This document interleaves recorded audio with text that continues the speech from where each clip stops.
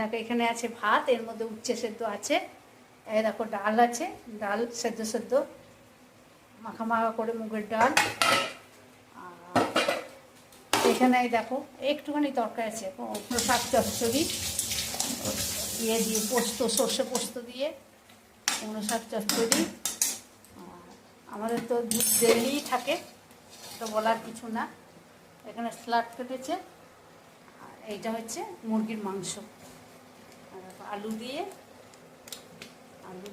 এই যে মুরগির মাংস। এই হচ্ছে আমাদের রান্না। একটু গরম করে দিচ্ছি, খেতে দেবো। তাহলে তোমরা দেখলে এই হয়েছে আজকের রান্না। তা তোমরা সবাই ভালো থেকো, সুস্থ থেকো।